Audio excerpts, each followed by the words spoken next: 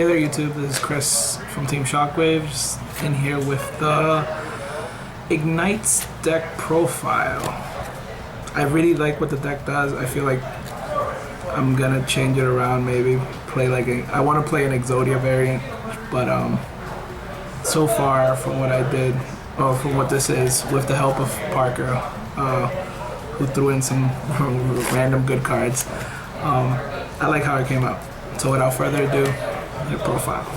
So I don't know what these cards are called, so I'm just gonna do like star and then whatever. So 3 of the 3-star level 2 pendulum, 3 of the 3-star level 7 pendulum. These are all warriors and pretty much rota searchable, so you want to search them out with like the spell cards, the rotas and all that stuff. 2000 defense, which is pretty good. The other one's like 1600 attack and ain't that great, but 2000 defense, you can set it, forget it. 2 level 4 level 2 pendulums. I know like people like scales, but level 2, it's the same thing. 1900 defense, level 4. I wish the deck had more level 4s, so you wouldn't have to run these random ones, but 6 is fine, I guess. So yeah, these 3 level 4, level 3 pendulums, or level 7 pendulums. So if you haven't noticed, they're mostly all level 7s and level 2s. So 3 level 5, level 7 pendulums, and then 3 level 6, level 2 pendulums. Again, they're all, you could, as long as you have 2 different ones, you could bring all of them out. They're nothing. I believe there's some that are bigger than 7 or smaller than 7. I believe there's a bigger one than 7, but all warriors, all searchable, all great. 2 can go into your like random one of the exceeds or other cards. I love this one specifically because he's just a bigger butt than all of them, and then I think he looks cool. That's it for the Igknight monsters, and then for the other ones is 3 Rescue Hamster. This card's amazing. So pretty much when it's in the pendulum zone, you can banish this card to get 2 copies of the same name from your pendulum zone. So if you put like 2 6-stars, grab these 2 back, set them, kill them off, search for another one, and then go off again. So it gives you +2 from anywhere, and it's a level 5, so you can go into 4s and 3s if you don't have like the 6 or the 7s. And then his effect is when he's normal summon, you can tribute him, banish him, select a level 5 or lower pendulum card in your extra deck, and then search for, special summon 2 copies from your deck. So if you have 1 level 5, you can search 2 level 5s from your deck and special summon them to the field. So either way, it's all around a good card, especially in this deck, because you get to search everything that you're missing, and it's a pendulum monster, so if you don't hit like a 7, you can drop this and a 2 and then just go off from there.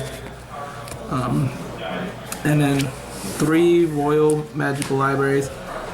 Jeff said that this card should definitely get a super reprint or a foil reprint. I'm not sure if it did, but I feel like it also needs to, because it's like one of the this is the heart of the deck. If you hit this and any 2 with a spell card, you get to go off. If you don't hit this, you have to play more conservatively. Keep cards at hand and just pretty much bait out your opponent, because other than that, you don't have anything else to play. But it's always like a draw 1. So you play your card, you play like a spell card, a rota, search for 1, play it, play the 2 zones, draw 1, kill the zones, search for 1, play 1, play another 1, kill them and search, and so on and so forth. So really good card. And of course F3.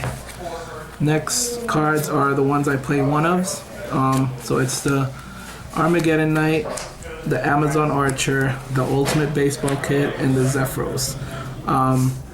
So pretty much the Armageddon Knight and the Zephyros go hand in hand. Pretty much pendulum or normal summon the Armageddon, dump the Zephyros. Zephyros allows you to bounce either any scales or any monster on the board.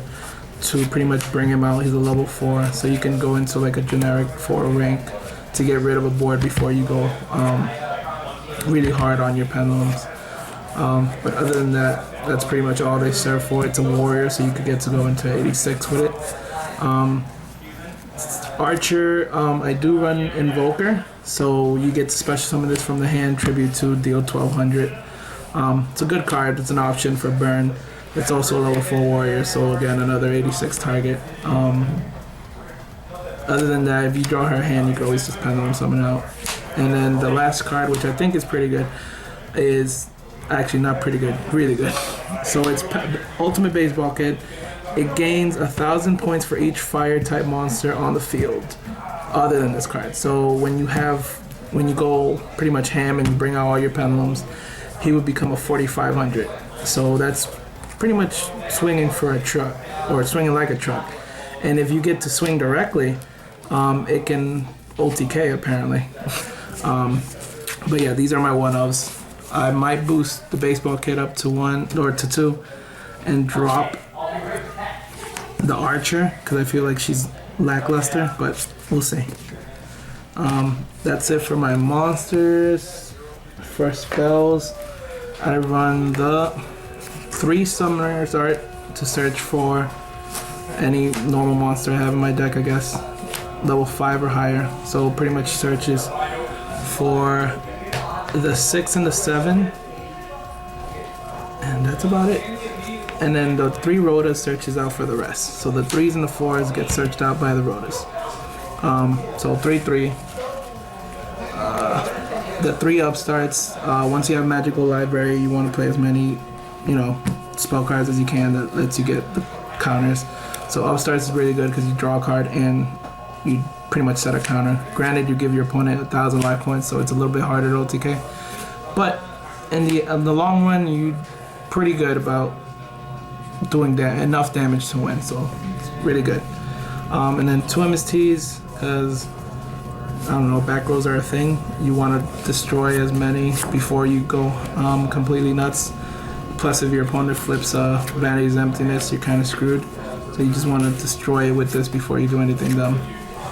And then one of Pot of Riches, I might boost it up to 2. Card's really good. Lets you take 3 back into the deck, 3 extra deck pendulums back to the deck, draw 2. You can't special summon, you can only pendulum summon. So when I first read this card, it was amazing. I was like, if you get to draw 2 and special summon, you go nuts. Apparently, you can't exceed or play special summon anything else, so you're kind of asked out if you're once you play this card. So either you play it, draw 2, end your turn, or play it, draw 2, and bring out a board just to keep your life on check or keep the board presence alive. Other than that, it's still really good out too. I will boost it up, or I don't know, still play testing. And then for my extra deck is the 1 Invoker to bring out the. There is level 3s. I should have better level 3s, but so far I'm only using 2. So the Invoker to bring out the Amazon, and then wrong card, and then a Golem. Just 3,000 beater that can swing over things is really good. The one thing I learned about this deck is you want to swing big and hard as long as you can. Oh, that sounded weird. Yeah. So those are my 2 3s. Then is the Gaga Cowboy. Gaga Cowboy. I want to kind of actually bump this up to 2 because if you bring out a full board, you do 16 damage. It's pretty good, but 1 is doing okay for now.